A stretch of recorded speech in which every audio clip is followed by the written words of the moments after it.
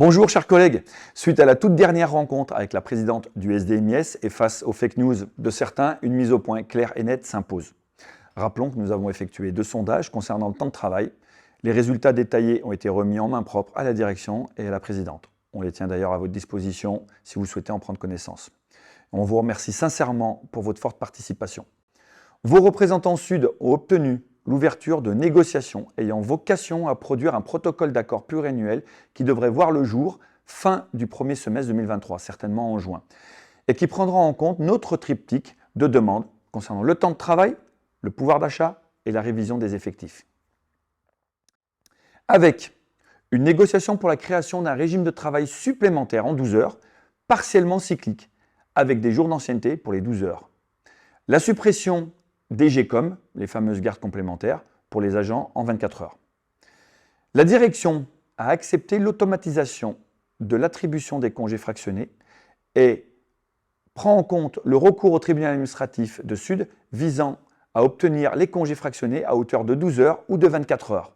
Une négociation va donc voir le jour. Concernant le pouvoir d'achat, plusieurs choses.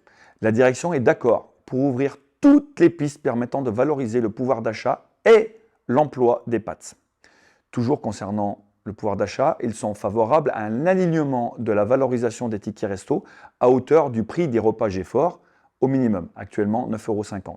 La mention utilisable les week-ends sera rajoutée.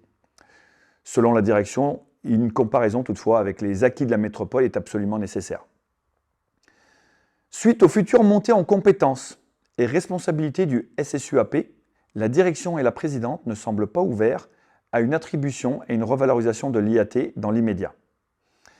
Il s'agit pourtant d'une demande d'augmentation mensuelle de 120 € net, IAT à 8 donc, qui nous semble légitime et raisonnable. On reviendra dessus. La révision des effectifs. Rappelons qu'il y a 1060 sapeurs-pompiers au 1er janvier 2023. Prendra forcément en compte la très prochaine révision du SACRE et l'augmentation du nombre d'interventions, l'augmentation de la population dans les grandes villes et métropoles, de son niveau social, pauvreté, vieillissement des personnes, notamment à domicile, du trafic routier, des nouvelles énergies, du dérèglement climatique et des catastrophes. Voilà, le positionnement de Sud10, vous le connaissez. Comme à notre habitude, nous restons à votre disposition pour échanger sur ces points spécifiques et les détails du sondage si vous le souhaitez. Merci à vous pour votre confiance et continuez de nous suivre en direct.